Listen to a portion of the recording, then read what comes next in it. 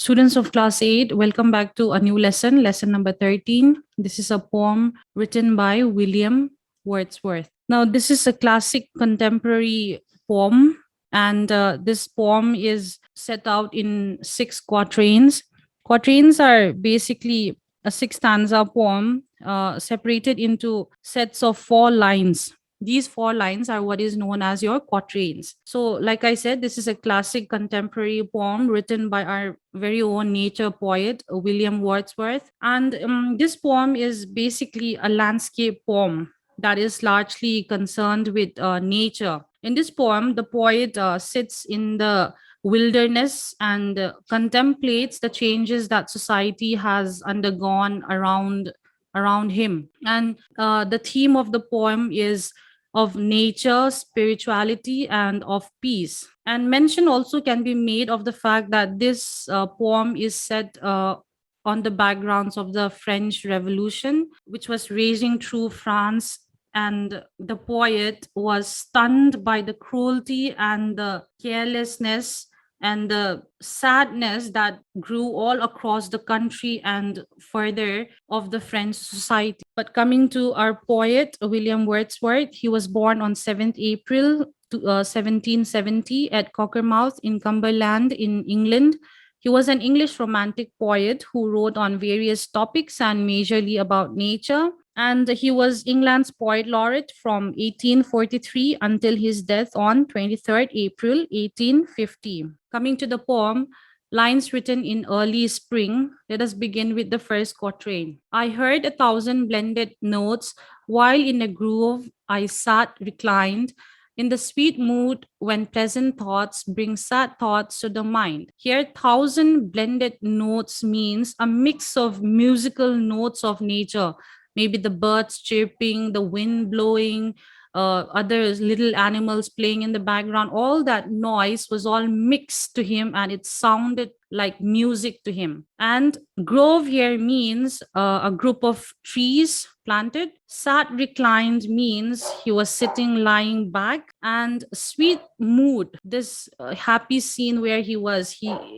very happy, therefore he says that he was in a sweet mood. And sad thoughts here means the reminder of what was happening all over the world and what man had done to mankind. So I heard 1,000 blended notes while in a grove I sat reclined.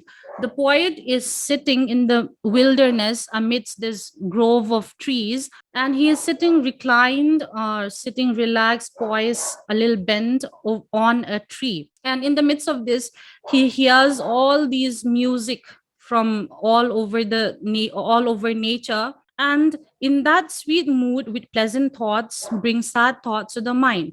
So while he is sitting there and being happy and thinking about how beautiful the sound of nature is, he happens to be reminded of the sad thoughts of what man was doing to what man was doing to each other. He was reminded of that and he became sad. Second quatrain. To her fair works did nature link the human soul that through me ran, and much it grieved my heart to think what man has made of man. So here, the poet says that nature was playing this ability of God of trying to bring in happiness amongst men. He was trying to link itself means trying to link nature with human beings, but it grieves the heart of the poet to think that that is not so. No matter how much nature is trying to keep us happy, nature has so many beautiful things around it,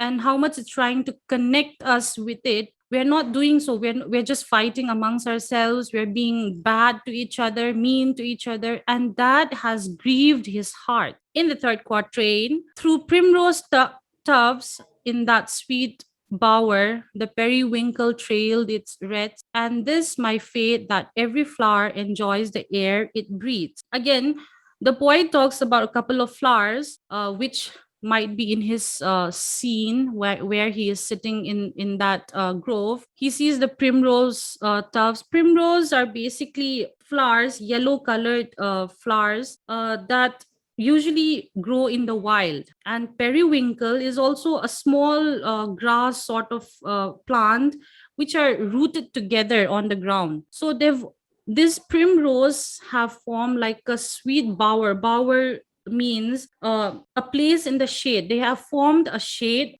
and the periwinkles have formed reds. These are all merry, beautiful scenes of nature that the poet is trying to portray. And he also further says that it is his faith. He is very happy that every flower is enjoying the air it breathes. Unlike human beings, we are not happy in our state, in our environment, but these flowers, the primrose or the periwinkle, they are all forming beautiful bowers and reeds and trying to keep us happy. So every flower is enjoying the air it breathes. In the fourth quatrain, the birds around me hopped and played. Their thoughts I cannot measure, but the least motion which they made, it seemed a thrill of pleasure. Again, the poet is surprised and happy to find birds hopping, jumping, and playing. He does not understand what kind of pleasure they might have, but he can see how happy these birds are. Again, unlike human beings who seem to be no longer happy, but nature, look at nature. Everyone, please look at nature. They're all happy. The birds are hopping, jumping here and there, playing. And one cannot measure how happy these animals, these birds could be. It was only due to the fact that they were unaware of what was happening to the world. But man is pretty much aware of what is happening around him, and he becomes sad, unlike nature. Fifth quatrain, the budding twigs spread out their fan to catch the breezy air, and I must think, do all I can, that there was pleasure there. He again talks about budding twigs, again, another scene of nature. Budding twigs are growing new plants, new shoots developing on a plant. So they have spread out their fan, meaning they have spread out their leaves to catch the air. They're trying to breathe in that environment. And he thinks that all the poet can do is that he can only take pleasure from that, because outside of nature, when he looks at mankind, there's no pleasure at all, there's no happiness. But only when he looks at all these beautiful things in nature, whether it's the music of all the birds and all the animals, or the breeze in nature, or whether it is nature trying to link the human soul with it, or whether it's the flowers or the birds, all of this is what makes him happy. That is the only pleasure he can find. In the sixth quatrain, if this belief from heaven be sent, if such be nature's holy plan, have I not reason to lament what man has made of man? So here, the poet feels that it is a plan of nature that God had asked nature to do, to link human with nature. So if that is their plan to make us happy, to enjoy what we are given in nature, shouldn't man have a reason?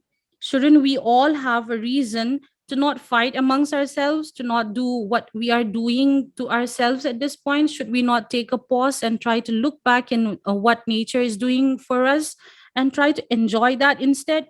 That is a rhetorical question that the poet puts in the very last line of the sixth quatrain. He's trying to say that nature is the plan of God, but man has failed to realize this. Man has failed to be cured by the sweet scene of nature, and has rather miserably cursed himself by fighting amongst themselves. That is what the poet is trying to say in the sixth quatrain. So he says again that the plan of God is to provide happiness through nature, but man had become sad, and now we fail to see the plan of God. And therefore, that is one good reason for us to lament, to feel sorry, to be sad, to reflect on ourselves, what we are doing to each other. And that is the end of the sixth quatrain and your poem, Lines Written in Early Spring. Your home assignments are here. You have to answer 5 of these questions, all 5. First is write a paragraph on William Wordsworth. Second is what is the theme of the poem, Lines Written in Early Spring. Third is why was the poet sad?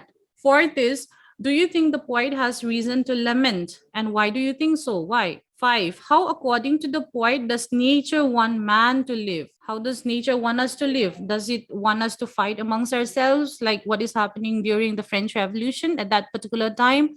Or what exactly, how exactly does nature want us to live? These are 5 questions, each carrying 2 marks. Please do it on time and submit it on time. That is the end of your lesson, lesson number 13, lines written in early spring by William Wordsworth. Thank you.